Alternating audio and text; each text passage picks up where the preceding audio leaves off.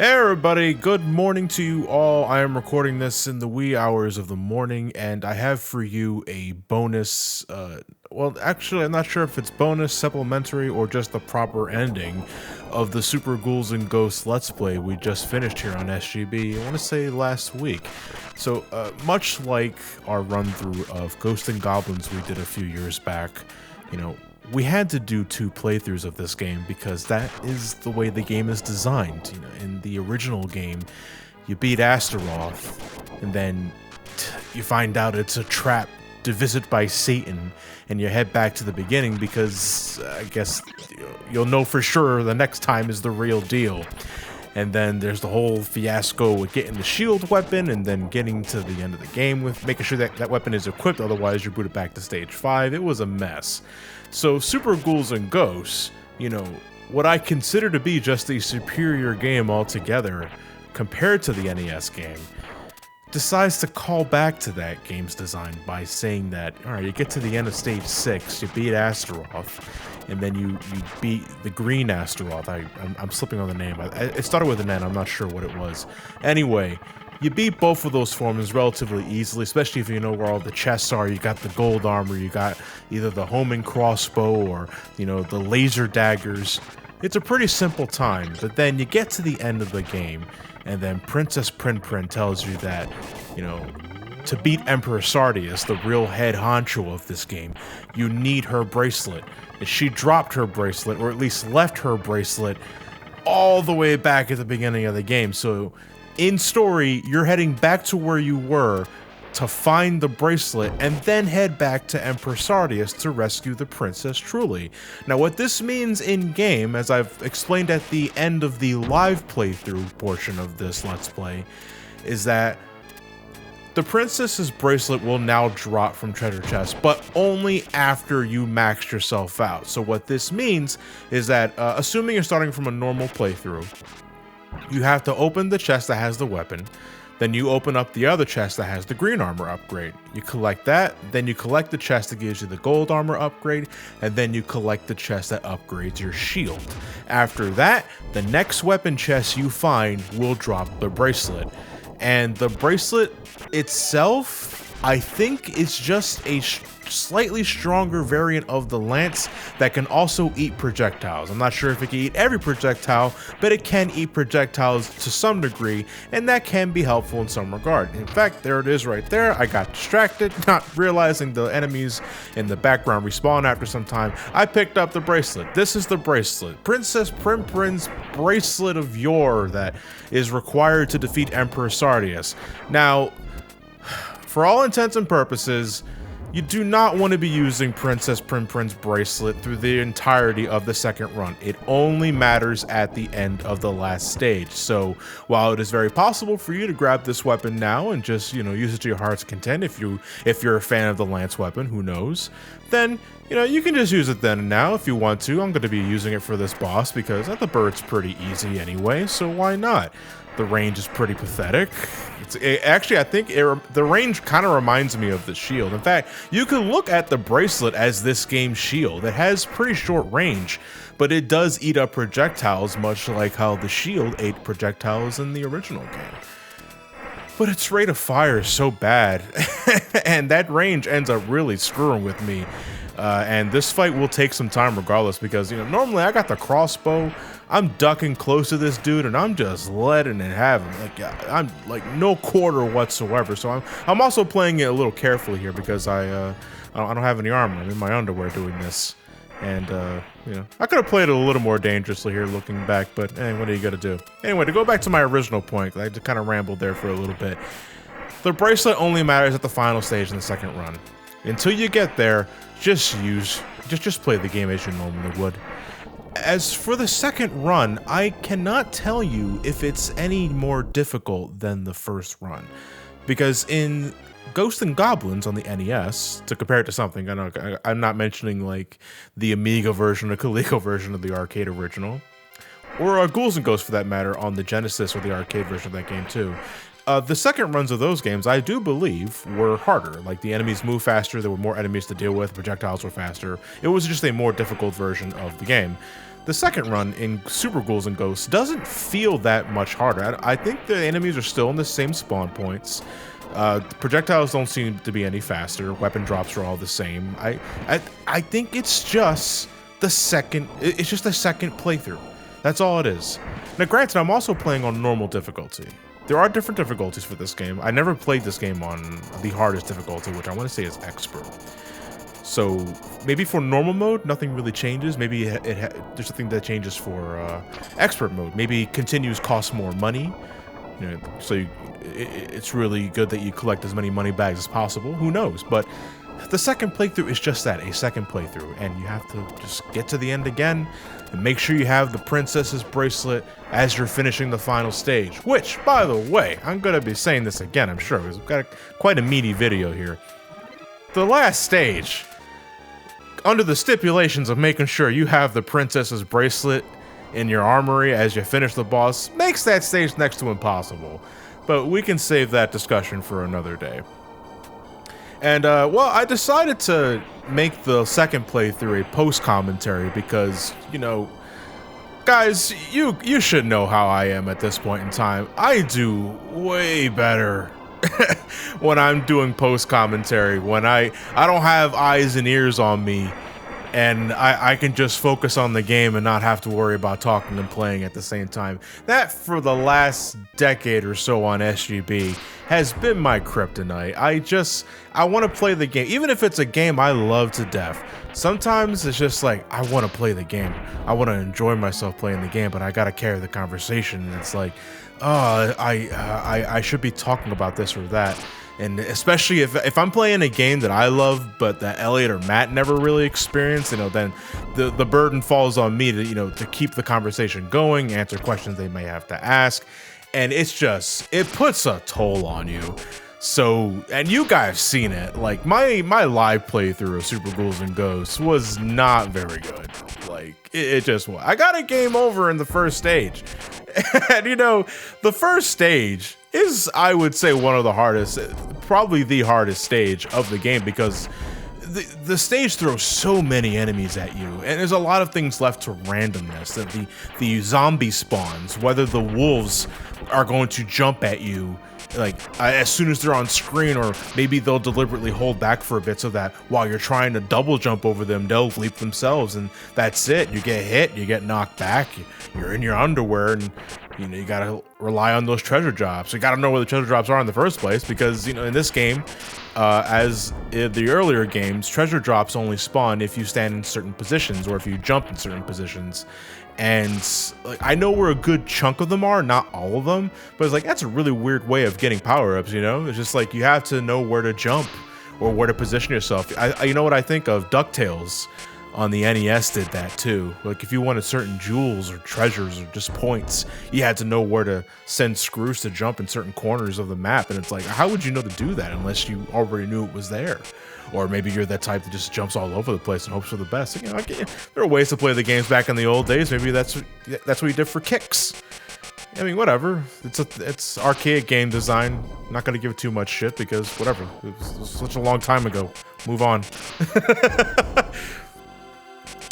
But you know, we're doing the second playthrough of this, and I told Elliot, I was like, all right, I'm gonna go record the game when I get some time, like in a couple of days, and I'll let you know when it's all good. So here I am. I went and took some time to sit down and record the second. I still had the save state by the end of the first playthrough, because I'm playing the game off my SNES Classic, and in that system, that lovely piece of hardware, you can save state your way through the game. If it's too hard, or maybe the game doesn't have a really good save feature, you're essentially auto-saving everywhere, so you can look at it that way. And I still had the save state from the SGB playthrough, so okay, so I'm already in the second round.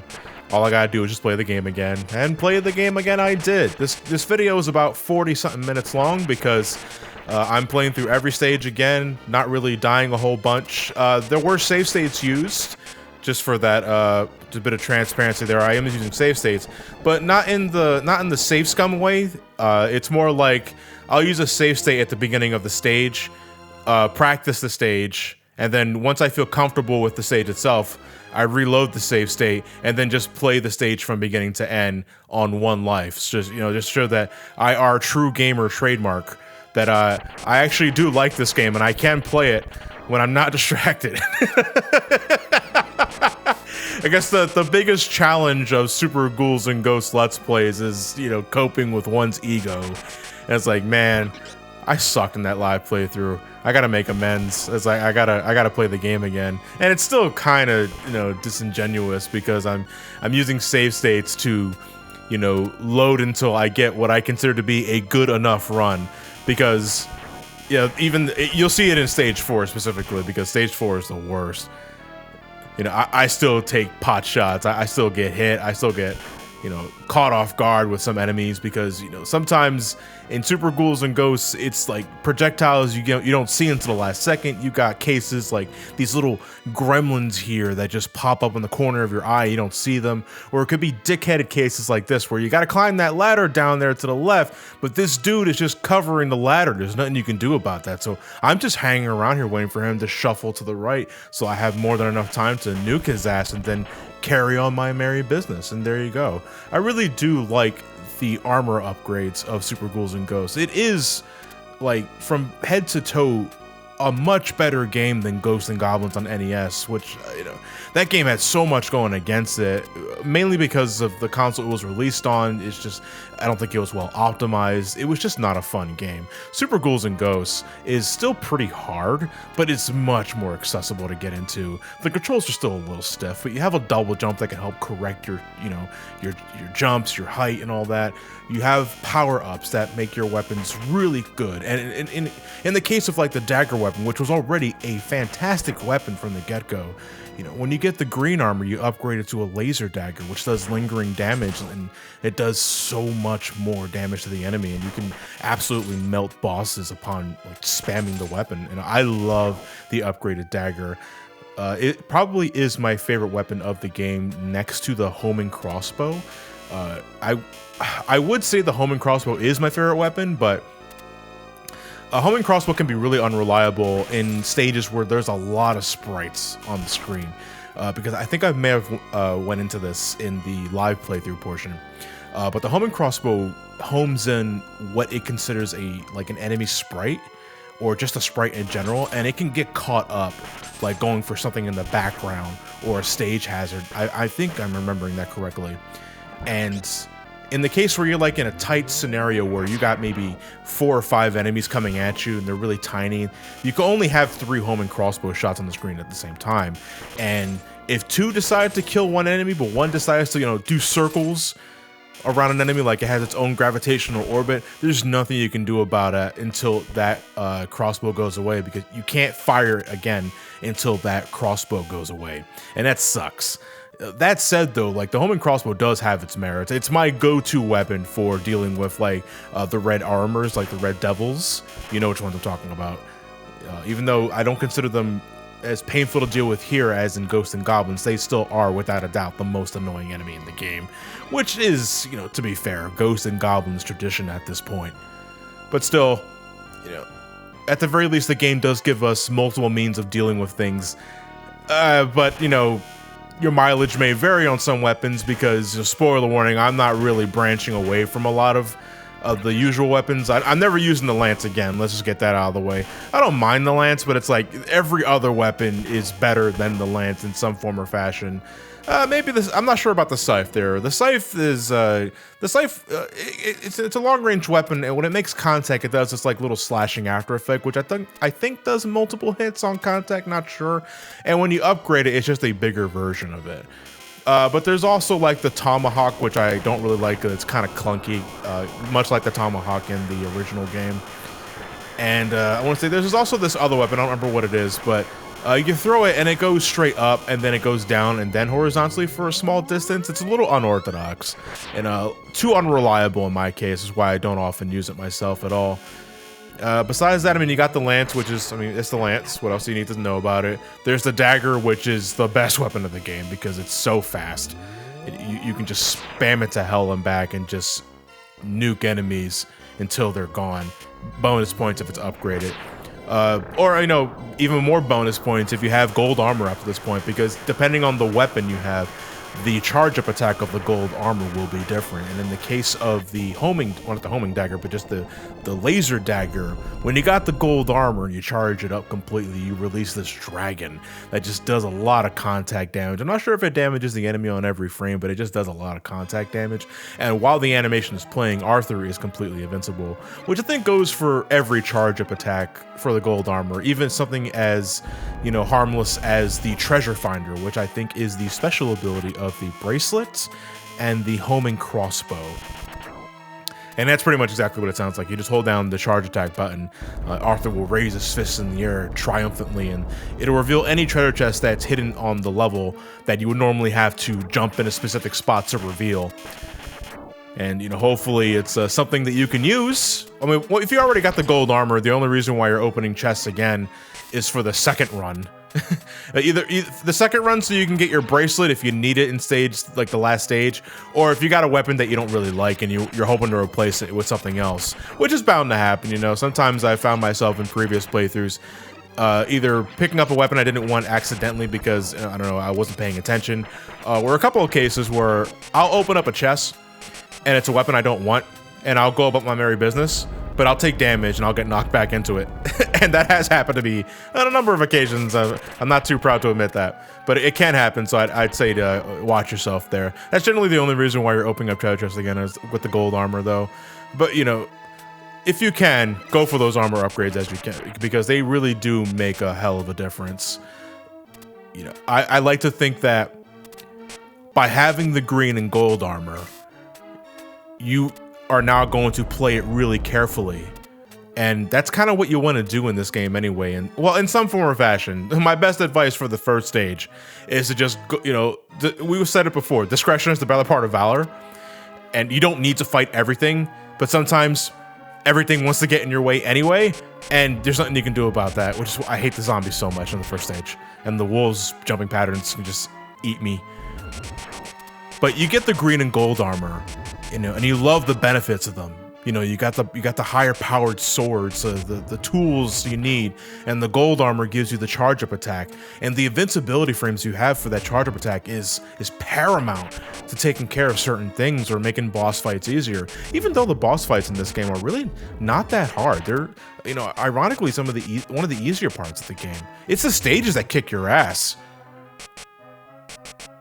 But you get the armor upgrades, and now it's like, oh, I don't want to lose this.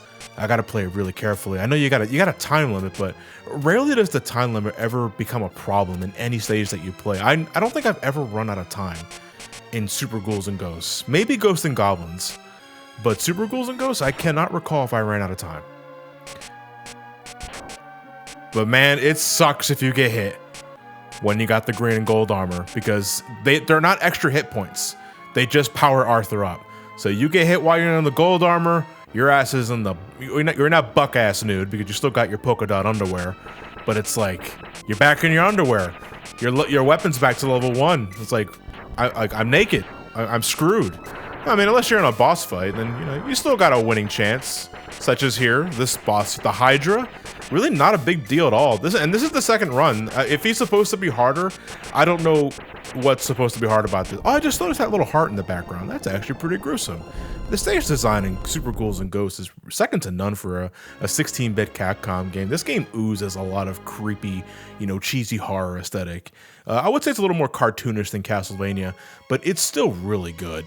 Now, you got these little, these flowers, these pulsating heart-like flowers hanging from these frozen, tundras and trees, and the icicles are really cool looking. The backgrounds are just more of these warped trees.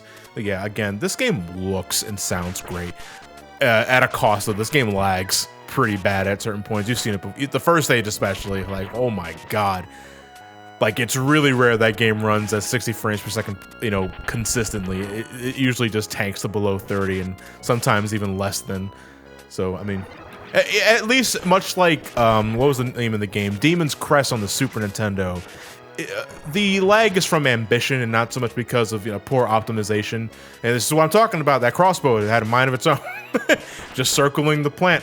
like it had an orbit, and you can't fire the weapon again until that little crossbow goes away. Again, the only real downside of the homing crossbow, besides the fact that you can only fire 3 at once, so you have to wait for the energy projectiles to disappear before you can even fire a second one. I was saying earlier though, the aesthetic of this game is second to none for 16-bit Capcom titles. You know, you think of Mega Man X, you think of I'll say Street Fighter, but Street Fighter's a fighting game. That game has its own kind of aesthetic too, you know. But for an adventure game, you know, Super Ghouls N Ghosts looks great.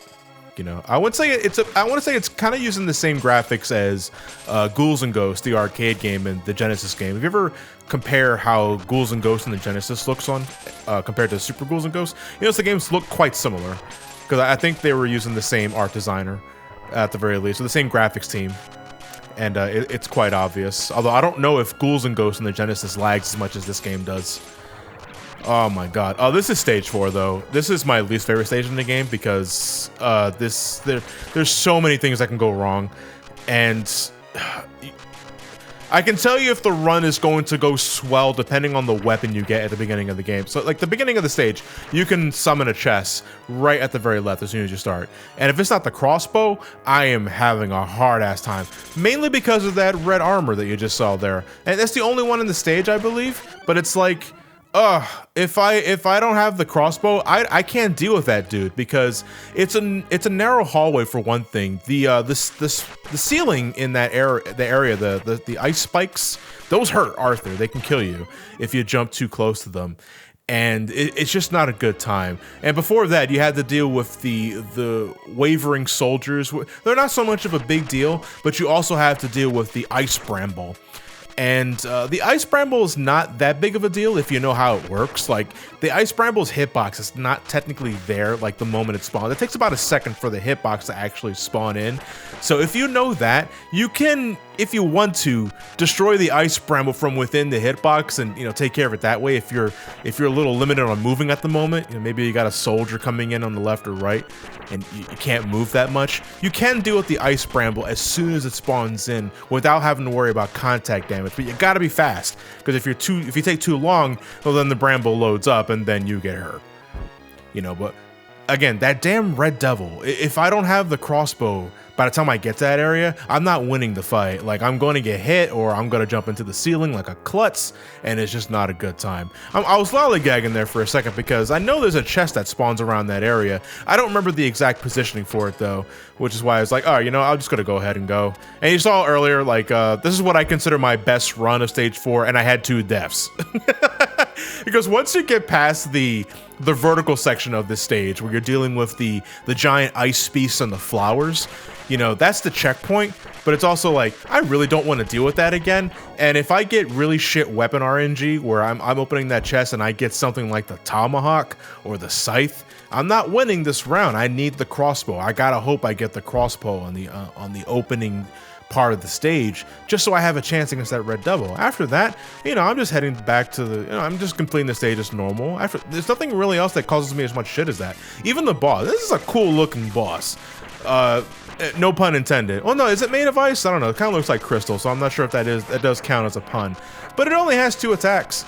You know, it weighs, you know, it flies up in the air, pretty sinister looking. It shoots an ice ball. It has was a like 8-way projectile there. I think it was 8. That's pretty easy to avoid because it explodes at an elevated level, and you can go downward a slope here, and that should make it easier to avoid. And you also got the claw attacks that don't reach all the way across the screen. They will stop following you after a while. So as soon as you see those claws exit his shoulder, yeah, they're not really claws. I guess they're his shoulder wings. As soon as you see those sprites leave his, you know, the boss's body, just head left and wait for him to go back.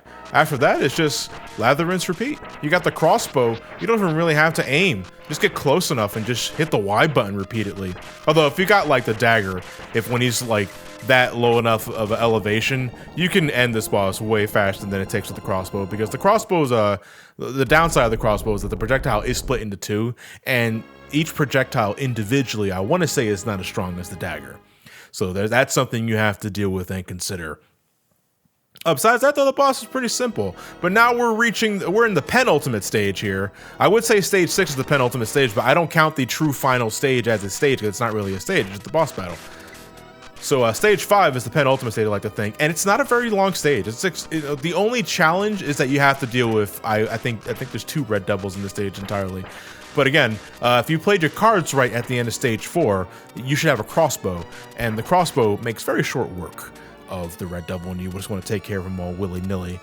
And again, the stage is very vertical. You're just climbing up the ladders for a bit and going up these slanted platforms, and again, just dealing with the red devil. This is the second one. I think this is the last one too.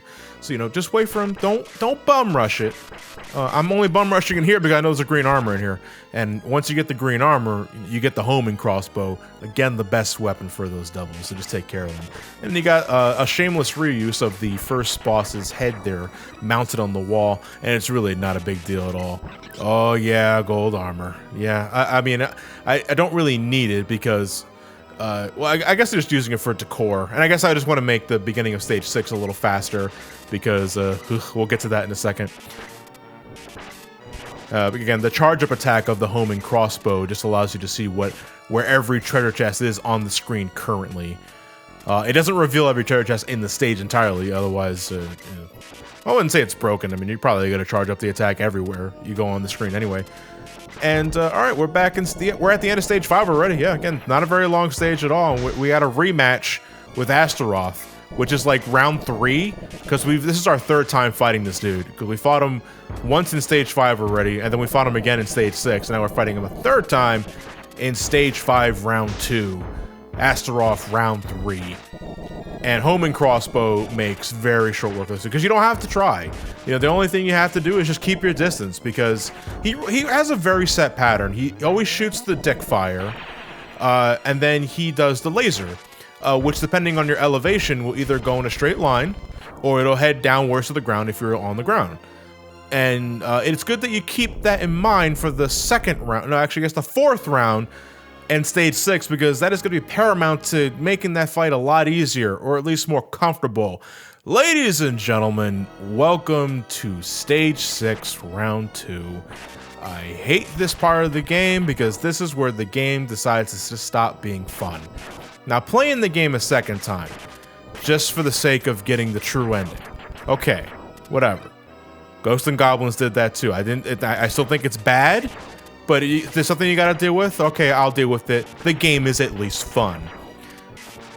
It's not fun anymore, because assuming you're not going into the stage with gold armor already, even then, well, assuming you're not going to the stage with gold armor already, the purpose of this stage is to make sure you defeat both the Astaroth rematch and the King Astaroth boss with the bracelet item equipped. But the bracelet item will only show up if you're already maxed out with your character. Now, thankfully, I entered the stage with maxed out stats already. So as soon as I open up the first weapon chest, there you go. There's my bracelet. Now I have to hold on to this for the remainder of the stage, meaning I have to take care of these bird heads, which again, with the bracelet, it makes them pretty easy because the bracelet itself eats projectiles, and that's their only means of attack besides the head lunge, and even then the head lunge doesn't go very far. So all I gotta do is just stay close to them and just hit the Y button when it's appropriate, and there you go. The bracelet is actually not that bad against those bird heads, but you have to play the remainder of the stage with the bracelet item, because if you do not have the bracelet item by the time you beat the stage, it doesn't count. You have to do it over again.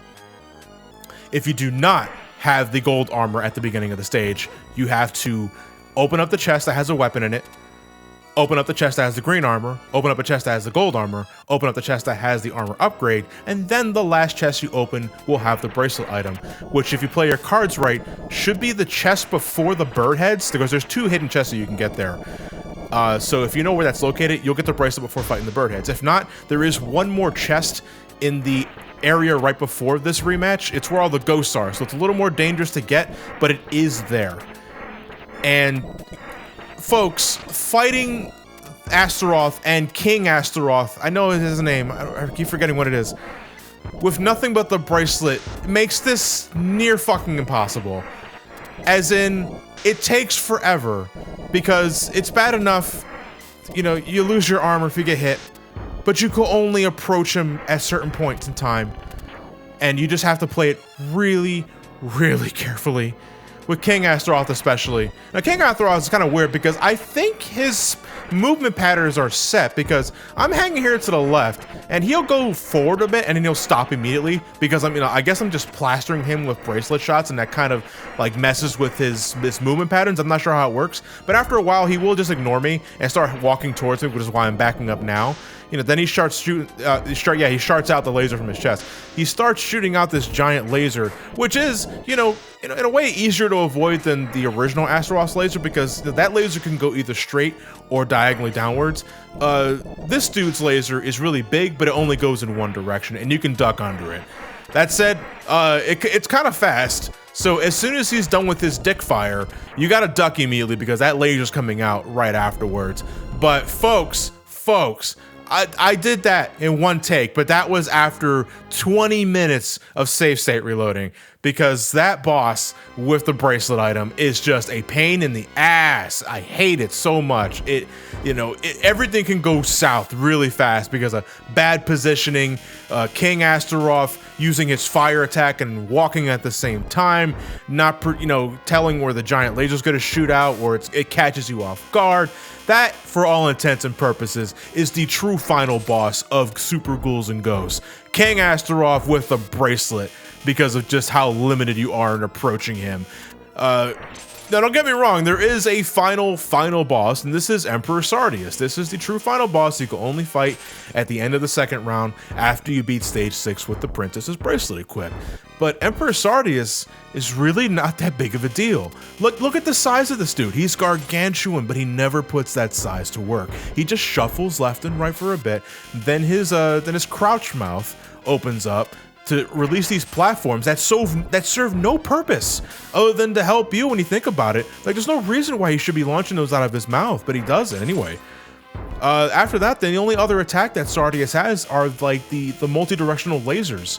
And the key to winning this is to wait for the platforms to appear, jump up, and then, get at least 2 shots in once you're at proper elevation, and there you go. That's the end of the stage. That's the end of the fight. It's a really easy boss battle.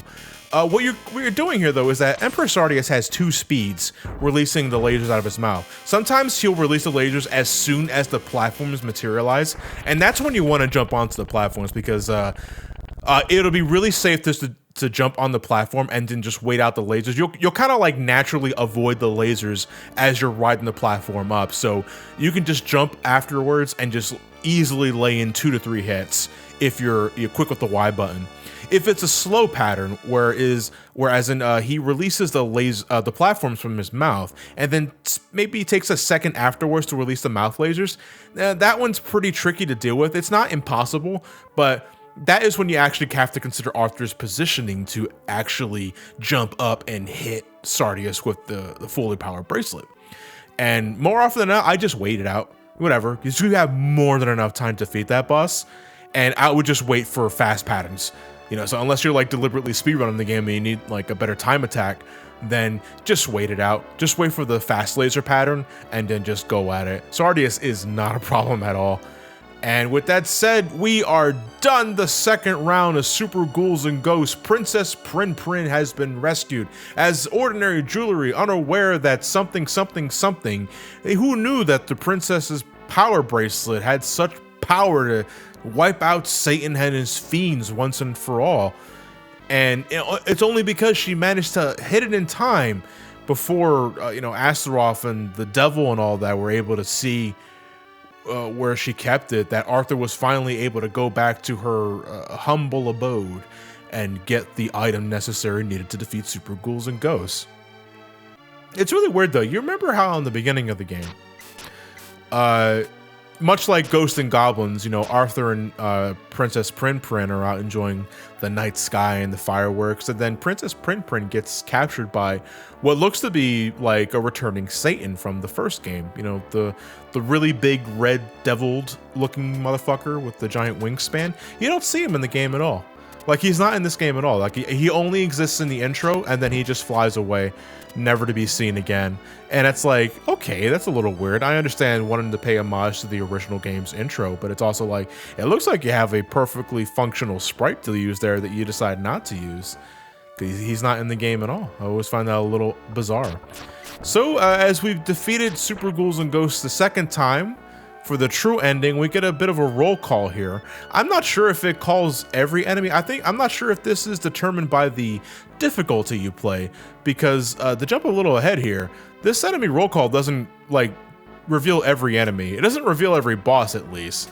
You know, it'll show the bird, it'll show like the water boss, and it'll show the like maybe another boss afterwards. And woo! I just realized I think his name is Woo.